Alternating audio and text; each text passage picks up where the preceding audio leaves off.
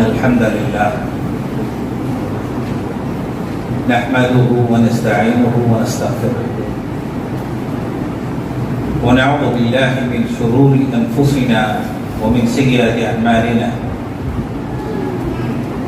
من يهده الله فلا مضل له ومن يضلله فلا هادي له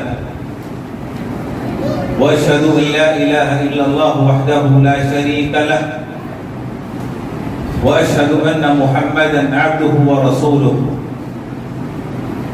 أما بعد فإن خير الحديث كتاب الله وخير الحديث حديث محمد صلى الله عليه وسلم وشر الأمور محدثاتها وكل محدثة بدعة وكل بدعة ضلالة وكل ضلالة في النار.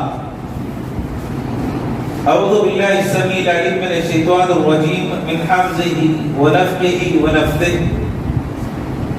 اليوم أكملت لكم دينكم وأتممت عليكم نعمتي ورضيت لكم الإسلام دينا. ہر قسم کی حمد و ثنا، تعریف و توصیف احکم الحاکمین رب العالمین معبود حقیقی کے لیے لائق اور سزاوار ہے. درود اور سلامتی نازل ہو سارے انبیاء اور خصوصاً آخری نبی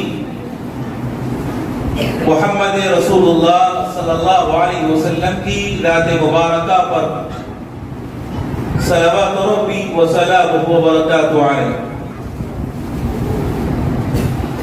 برادران اسلام، یہ ماہ جس سے ہم گزر رہے ہیں ماہ رجب ہے، اور آپ جانتے ہیں کہ اس ماہ میں بہت سارے مسلمان ایک رسم نبھاتے ہیں جس کو نام دیا جاتا ہے رجب کے کنڈے، اور سمجھتے ہیں کہ یہ رسم ادا کرنے سے ان کی پریشانیاں ختم ہو جائیں. امیر غریب امیر ہو جائے گا، مفلس فقیر اور تندرست آسودہ حال ہو جائے گا. یہ 22ویں رجب کو کی جانے والی جو رسم ہے در حقیقت منسوب ہے امام جعفر صادق رحمہ اللہ کے نام سے، اور اس سلسلے میں ایک واقعہ بھی بیان کیا جاتا ہے جس کا خلاصہ یہ ہے کہ ایک غریب عورت جس کا شوہر 12 سال سے لاپتہ، بادشاہ کے گھر میں جھاڑو دینے کا کام کرتی، اچانک کیا دیکھتی ہے کہ 22ویں رجب کو جعفر صادق رحمہ اللہ جس محل میں وہ کام کرتی تھی اس کے سامنے آتے ہیں، سوال کرتے ہیں کہ آج کون سی تاریخ؟ ان کے شاگرد جواب دیتے ہیں کہ آج رجب کی 22ویں تاریخ. تو انہوں نے فرمایا کہا کہ 22ویں رجب کو اگر بازار سے کوئی نئے کنڈے خریدتا ہے، حلوہ تیار کرتا ہے اور ان کنڈوں میں ڈال کر میرے نام کی نظر اتارتا ہے، اور میرے نام کی نظر اتارنے کے بعد میرے وسیلے سے اللہ سے دعا مانگتا ہے، تو جو دعا مانگے گا قبول ہو جائے گا. جھاڑو دینے والی عورت نے ان الفاظ کو سنا. اس نے 22ویں رجب کو نئے کنڈے بازار سے خریدے، حلوہ تیار کیا، جعفر صادق کے نام کی نظر اتاری اور ان کے وسیلے سے دعا کیا. نتیجہ یہ ہوا کہ 12 سال سے جو شوہر غائب تھا اچانک بڑے خزانے کے ساتھ حاضر ہوتا ہے، بہت بڑا خزانہ، اور اسی محل کے سامنے جس محل میں وہ عورت جھاڑو لگا گئی تھی اپنا ایک محل تیار کرتا ہے۔ تو وزیر کی بیوی نے اس محل کو دیکھا تو سوال کیا یہ محل کس کا ہے؟ کہا کہ وہی عورت جو آپ کے یہاں جھاڑو لگایا کرتی تھی اسی کا یہ محل ہے۔ اس نے اس عورت کو بلایا، اس سے سبب معلوم کیا کہ تو غریب عورت تھی، جھاڑو لگانے والی، پوچھے کا کام کرنے والی، اچانک اتنا پیسہ اتنی دولت تیرے پاس آئی کہاں سے کہ تو نے محل تیار کر لیا اور وہ بھی عالی شان؟ تو اس عورت نے کنڈوں کی حقیقت بیان کی کہ میں نے 22ویں تاریخ کو کنڈوں کا اہتمام کیا، جس کی وجہ سے اللہ نے میری ساری تنگدستی اور فقیری کو دور کر دیا، خزانہ میرے ہاتھ آیا، میرا شوہر لوٹ آیا اور ابھی آسودہ زندگی بسر کرتا ہے۔ وزیر اور اس کی بیوی نے اس کا انکار کیا، نتیجہ یہ ہوا کہ وزارت چھن گئی، قید خانے میں ڈال دیا گیا۔ میرے محترم مسلمان دوستو، یہ جو حکایت، یہ جو قصہ بیان کر کے مسلمانوں سے کہا جاتا ہے کہ 22ویں تاریخ کو اگر رجب کے کنڈوں کا اہتمام کرے گا تو ایسی صورت میں اس کی ساری مشکلیں دور ہو جائیں گی، اور اہل سنت والجماعت کے بھولے بھالے مسلمان ان کا اہتمام کرتے ہیں۔ اب غور کیجئے 22ویں تاریخ کون سی تاریخ ہے؟ اور یہ جو رسم آئی ہے رجب کے کنڈوں کی، کیا اس میں کوئی آیت ہے، کوئی حدیث ہے، کسی صحابی نے اس کا حکم دیا، یا چاروں جو مذاہب پائے جاتے ہیں حنفی، مالکی، شافعی، حنبلی، ان ائمہ نے کیا اس کو منانے کا حکم دیا؟ آپ کتاب اور سنت، صحابہ کے اقوال، تابعین، تبع تابعین، ائمہ اربع اور ان کے مذاہب کی کتابوں کو آپ کھنگال لیں، رجب کے کنڈوں کا آپ کو کوئی ذکر نہیں ملے گا، کوئی تذکرہ ان کتابوں میں نہیں پایا جاتا۔ تو جو چیز نہ اللہ کی کتاب میں ہو، نبی علیہ السلام کی سنت میں نہ ہو، اور اقوال صحابہ اور نہ ہی تابعین کے اس سلسلے میں کوئی اقوال پائے جاتے ہوں، تو وہ اگر کوئی مسلمان امیر ہونے کے لیے، اپنی غریبی دور کرنے کے لیے اگر ان کنڈوں کا اہتمام کرتا ہے تو کیا یہ شریعت ہے؟ کیا یہ دین ہے یا بدعت ہے؟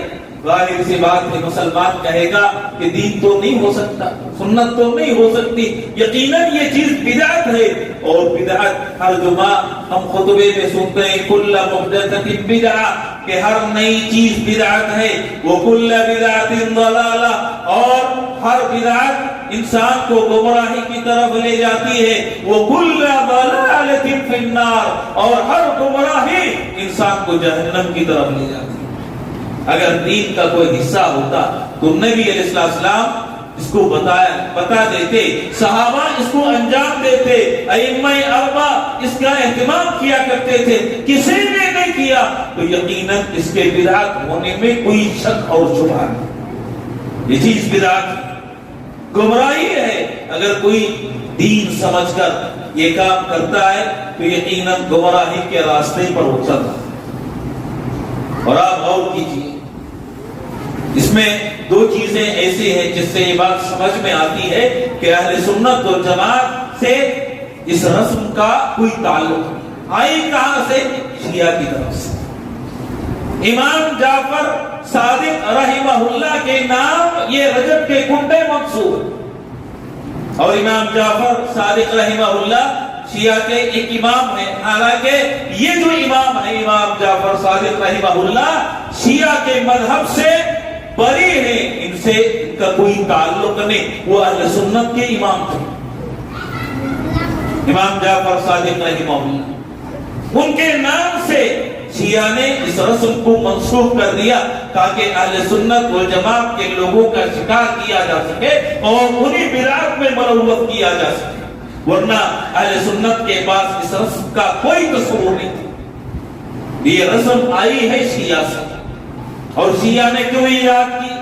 آپ جانتے ہیں 22 رجب کو امیر معاویہ رضی اللہ تعالیٰ کاتب وحی نبی علیہ السلام کے عظیم صحابی کی وفات کا دن، اسی دن ان کا انتقال ہوا تھا، اسی دن کاتب وحی نبی علیہ السلام کے عظیم صحابی اس دنیا سے رخصت ہوئے تھے۔ در حقیقت ان کی وفات کی خوشی میں شیعہ اس دن حلویات اور کھیر وغیرہ کا اہتمام کیا کرتے تھے۔ اہل سنت کے لوگوں نے دیکھا کہ شیعہ اس دن میٹھا بناتے ہیں، کھیر وغیرہ کا اہتمام کرتے ہیں، تو سوال کیا اہل سنت کے کچھ لوگوں نے، یہ جو رسم تمہارے ہاں پائی جاتی ہے یہ کیا ہے؟ تو شیعہ نے بجائے اس کے کہ امیر معاویہ کی وفات پر ہم خوشی منانے کے لیے میٹھا وغیرہ تیار کرتے ہیں، یہ جواب دینے کے جعفر صادق رحمہ اللہ کے نام اور ان کی طرف یہ حکایت منسوخ کر دی اور اہل سنت والجماعت میں اس کو رائج کر دیا۔ آپ اندازہ لگائیں کھیر کس دن بنتی ہے؟ رجب کے گنوں کا اہتمام کس دن ہوتا ہے؟ جس دن امیر معاویہ رضی اللہ تعالیٰ عنہ کا انتقال ہوا، اس کی خوشی میں گویا کہ شیعہ کے مشابہت میں ہم اہل سنت والجماعت ان گنوں کا اہتمام کرتے ہیں۔ ہمیں غور کرنا چاہیے، سوچنا چاہیے، اور آپ غور کیجیے، اللہ کے نبی علیہ السلام نے نظر کو عبادت بتایا۔ نظر ماننا یہ خالص عبادت ہے، اور اللہ کے نام کے علاوہ کسی اور کی آپ نظر نہیں مان سکتے۔ زمانہ جاہلیت میں بتوں کے نام سے جانور چھوڑا کرتے تھے، اللہ تعالیٰ نے ان جانوروں کو حرام قرار دیا۔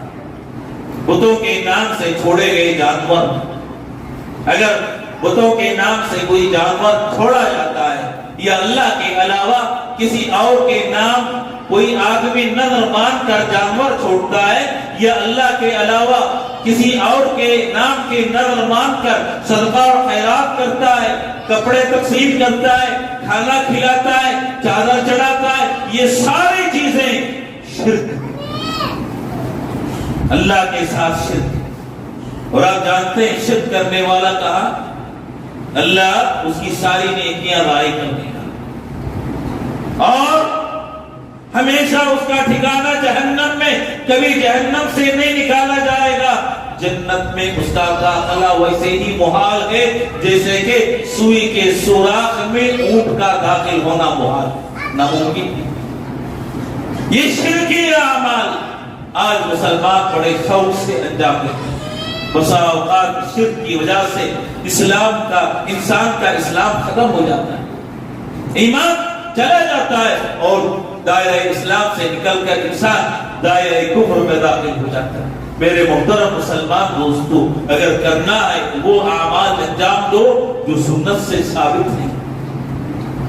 بدعت یقیناً بڑی خطرناک چیز ہے، اس بدعت کی وجہ سے انسان کسی اور گمراہی میں داخل ہو سکتا ہے۔ آپ نے عبداللہ بن مسعود رضی اللہ تعالیٰ عنہ کی وہ حدیث سنی ہوگی جس کو امام دارمی رحمہ اللہ نے اپنی سنن میں روایت کی۔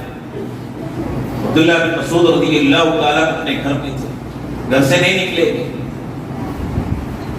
ابو موسیٰ اشعری رضی اللہ تعالیٰ عبداللہ بن مسعود رضی اللہ تعالیٰ عنہ کے گھر کے پاس آتے، دیکھا کہ دروازے کے پاس ان کے کچھ شاگرد بیٹھ کر ان کے نکلنے کا انتظار کرتے۔ سوال کیا ابو موسیٰ اشعری رضی اللہ تعالیٰ عنہ نے، کیا ابو عبد الرحمن ابھی نہیں نکلے؟ یعنی عبداللہ بن مسعود ابھی گھر سے نہیں آئے؟ کہا کہ ابھی گھر سے نہیں آئے، بیٹھ گئے۔ عبداللہ بن مسعود تھوڑی دیر کے بعد اپنے گھر سے نکلتے ہیں، صحابہ کو دیکھا کہ جمع ہے، پوچھا کیا بات ہے؟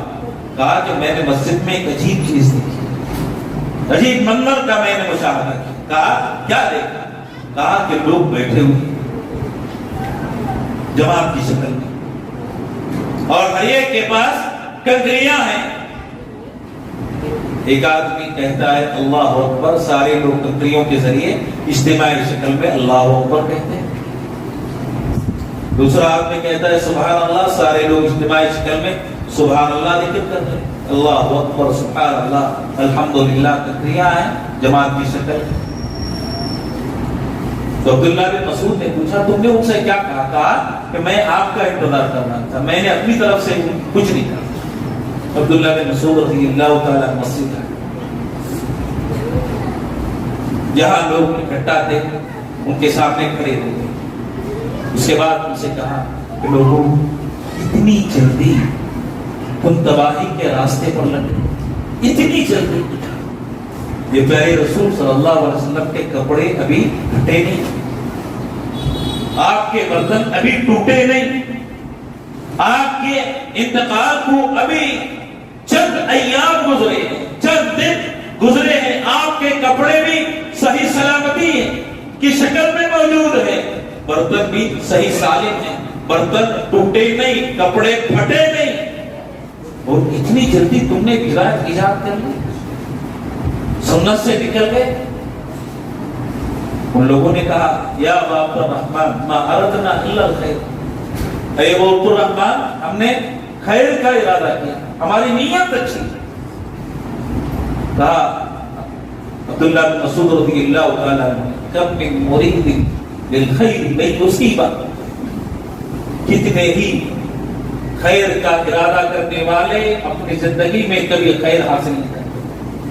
नीयत अच्छी होगी, लेकिन महज नीयत का अच्छा होना काफी नहीं। हो सकता है बहुत सारे मुसलमान रजब के गुंडे अच्छी नीयत से अपनाते होंगे, अच्छी नीयत से करते होंगे, खैर का इरादा होगा, लेकिन अब्दुल्लाह बिन मसूद रज़ियल्लाहु ताला अन्हु ने फरमाया, कहा कि अच्छी नीयत होना काफी नहीं, कितने ही अच्छी नीयत से बहुत सारे काम अंजाम देते हैं, लेकिन कभी खैर और सवाब नहीं पा सकते, अजर हासिल नहीं कर सकते। क्यों? क्योंकि सुन्नत के रास्ते से हटे हुए। जब तक सुन्नत का रास्ता ना हो, सुन्नत की सनद ना हो, तब तक इंसान को अजर नहीं मिलेगा, सवाब नहीं मिलेगा।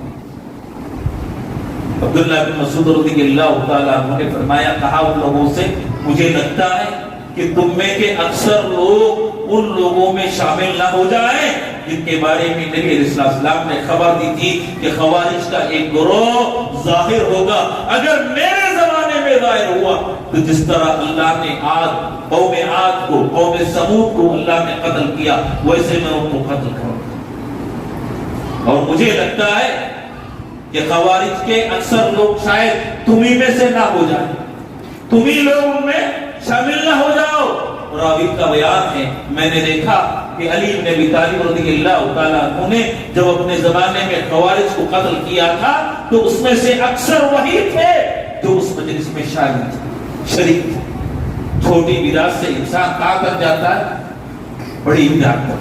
एक बिदात बसा औकात इंसान को तबाही और हलाकत के रास्ते पर डाल देती है। नतीजा यह होता है कि उस पर चलते चलते इंसान शिर्क में दाखिल हो जाता है। मेरे मोहतरम मुसलमान दोस्तों, अल्लाह के नबी अलैहि सलाम की जिंदगी में कभी रजब के गुंडों का इत्तेमाम नहीं, सहाबा ने इसका इत्तेमाम नहीं किया, हत्ता कि अइम्माए अरबा जिनकी बात मुसलमान इत्तिबा करते हैं, उन्होंने भी ये काम नहीं किया। अगर खैर होता तो उनके पास ये खैर पाया जाता है। उनके पास ना होने का मतलब ये है कि ये खैर नहीं, ये दलालत है, ये गुमराही, ये बिदात है, और बिदात इंसान को गुमराही की तरफ ले जाती है, और गुमराही इंसान को जहन्नम के रास्ते पर लगाती है। इसीलिए मुसलमानों को चाहिए, नबी अलैहिस्सलाम ने छोटी छोटी चीजें बयान कर दी, हर चीज आपने वाज़ेह कर दी। अगर कोई छोटी बात है दीन की, वो भी आपने सिखा दी। क़ज़ाए हाजत इंसान को कैसा करना, कैसे दाखिल होना, क्या दुआ पढ़नी है, सोते हुए कैसे इंसान को सोना है, सोते वक्त कौन सी दुआ पढ़नी चाहिए, जो नबी क़ज़ाए हाजत के आदाब बताकर दुनिया से रुखसत हुए हो। अगर ये खैर होता तो क्या नबी अलैहिस्सलाम रजब के गुंडों के बारे में न बताते? جس نبی نے ہمیں قضائے حاجت کے آداب سکھائے، کیا وہ نبی اس کی تعلیم نہ دیتے؟ اگر یہ چیز خیر ہوتی، ثواب کا کام ہوتا، اچھا طریقہ ہوتا۔ اسی لیے مسلمانوں کو چاہیے کہ روز کے ناخن لیں، دین کو سمجھیں، دین کو پڑھیں۔ کتاب و سنت کا مطالعہ کرنے سے انسان کی راہیں کھلتی ہیں، ہدایت کی طرف انسان آتا ہے۔ رب کریم سے دعا ہے کہ اللہ تعالیٰ ہم تمام مسلمانوں کو کتاب اور سنت کے راستے پر چلنے کی توفیق عطا فرمائے، اور اللہ تعالیٰ سنت کا راستہ اختیار کرنے کی توفیق عطا فرمائے، اور جب تک زندہ رکھے توحید اور سنت پر قائم اور دائم رکھے۔ موت دے تو اللہ توحید اور ایمان پر موت عطا فرمائے، اور ہر طرح کی ضلالت، گمراہی، بدعت سے اللہ تعالیٰ محفوظ رکھے، جنت میں جگہ دے، جہنم اور قبر کے عذاب سے بچائے، آمین۔ وآخر دعوانا الحمدللہ رب العالمین۔